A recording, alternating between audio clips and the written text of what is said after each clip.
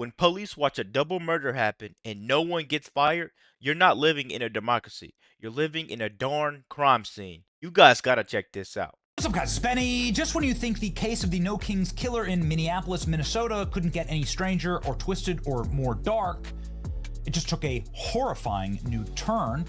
If you get the suspicion that there's some type of high-level cover-up going on here, you're right. Something is not right in Minnesota. Horror in the heartland, as Vance Belcher here was allowed to go into the house of... Really quick, guys, let me know what you're thinking. This sounds like a rotten government from top to bottom. Everybody that's involved in this is very, very corrupt. Leave a like. Let's keep going. Representative Melissa Hortman. She's the Speaker of the House. She's a Democrat.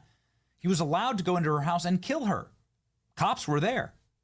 We have all of the evidence. The police tell us that the cops engaged him and they let him go into her house and then commit the murders and then escape. This is all according to the official police record. Yep. It's really strange. Then this man, who is out of shape and overweight and doesn't look like he could do a flight of stairs without getting winded, was able to evade special forces. So really quick, guys, if any of you guys have kids, I want you to ask him one question, right? Would you let this guy walk into someone's house and then get away with it? This doesn't sound like incompetence. This is conspiracy. Let's anybody could figure this out. Let's keep going. Here, I mean, you could see the people who's arrested him finally after a 3-day manhunt. He evaded them for 3 days after escaping the police and nimbly moving all throughout the state. They found him in a field. Apparently, this cold-blooded killer was on his knees in a fetal position, crying and surrendering. What else do we know about Vance? What's his motive exactly? What the hell's wrong with you? He's a dad of 5 children.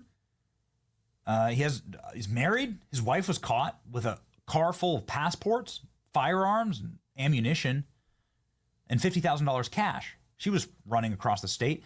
Authorities didn't detain her. That's insane.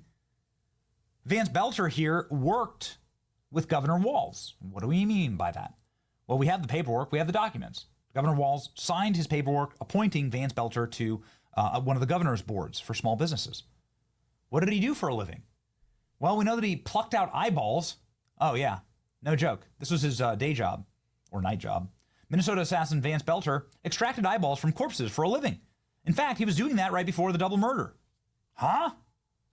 Before that, he was a manager at a 7-Eleven. We kid you not. This guy right here is a certified psycho.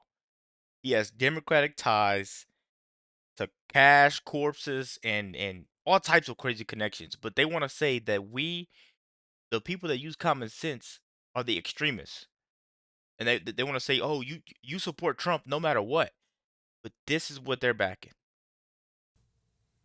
He was also running a shady NGO that brought African migrants to the state of Minnesota.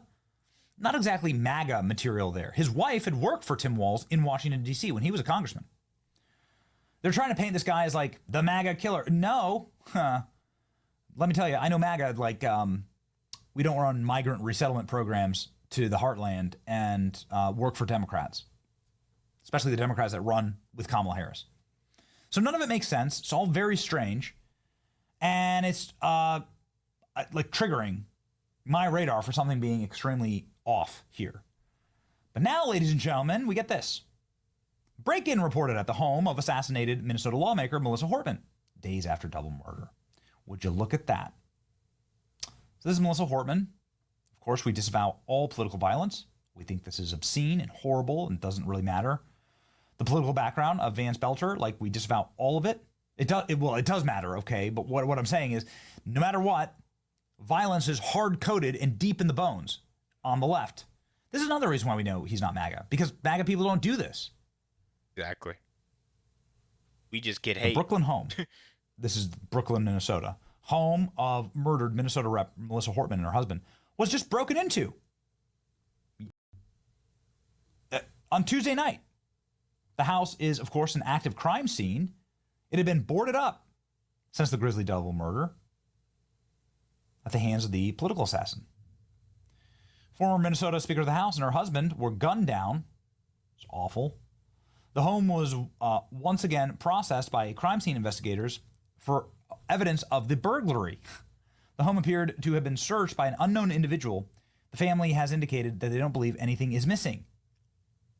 This is the house. And So let me ask you guys a question. I really want you to comment.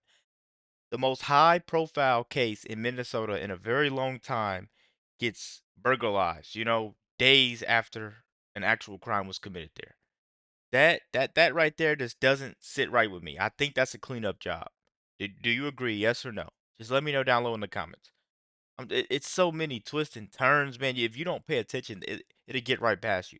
But I think ever since Trump's got elected, we've been able to see right through the BS. A lot of people have been able to do that, but me, man, everything I see in the media now, and I'm looking and diving deep into it.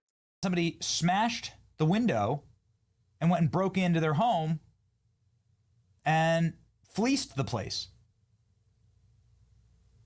The home has been searched by an unknown individual. What the hell is going on here? Some kind of like horrible cover up happening. A break in was reported at Melissa Hortman's home. Like, is there no, like, what the hell is going on in Minnesota? Exactly. Burglar hits Melissa Hortman's home. You can't make this up. Somebody broke in days after her and her husband were assassinated. The scene was boarded up, secured, and under investigation, yet somebody was able to pry it open and went inside. Exactly. They didn't rob it, they just searched it. So, okay, like let's go with this is just some dumbass, youth, right? Some criminal youth that broke in. You can see here they shattered a window in what looks like a. So really quick, guys, I'm sorry to keep pausing. It's just so much going on. Why didn't they put up cameras on this crime scene?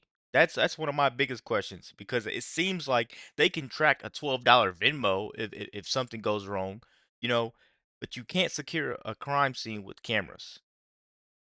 This is right here is what happens when you go defund the police and fund chaos. This is exactly what happens. Basement window there. So let's say that this was just a youth looking for a quick TV, right? Quick television or whatever, some jewelry. You would assume that they'd take the damn TV and the jewelry because clearly nobody was watching the house. Exactly. This window would be on this side of the house. Here's the cop car, smashing it, breaking it. This would be something that would make a loud noise. You'd be seen, but they didn't take anything. So what the hell was this about? This was a cleanup operation. Goodness gracious, is what people are saying. I mean, prove us wrong. Just days after being assassinated by Vance Belcher, the home of Minnesota Representative Melissa Hortman has been broken into and burglarized. But it hasn't been burglarized. Not suspicious at all. It was just somebody just went there to what? Look around? There's something truly bizarre about this Minnesota Democrat shootings. The cops aren't supposed to show up while the assassin was at Melissa Hortman's home. It made the shooter rush out, and now it seems like they're cleaning up the crime scene to frame it as something different. It's very, very bizarre. What the hell is going on? It's burgled, but it's a burglary that doesn't take anything? The official report says that nothing was taken from the home. Brooklyn Park Police confirmed somebody broke in to the home overnight. Like, you don't have an officer stationed there? This is a massive crime scene and has made international news because of the horrors of it all. The break-in happened overnight. Authorities weren't alerted to the incident until around 8 a.m. Wednesday morning. The Brooklyn Police Department, the windows of the home were boarded up with plywood after the investigators had processed the scene for evidence. One of those boards in the back of the house had been pried off and the window was broken. You can't, could you put up one of those little police monitor things? All these, these cops have these little monitor stations with the cameras. You couldn't put that up here to just make sure that nobody's breaking in? Even if you don't have the manpower to station a cop outside of it? This isn't left versus right anymore, guys. It's good versus evil. I think the real question is, who's cleaning up these crime scenes while we're sitting here watching the news? Let me know what you think down below in the comments. Be sure to like, comment, subscribe if you're new. And as always, let me know what you react to. We're out.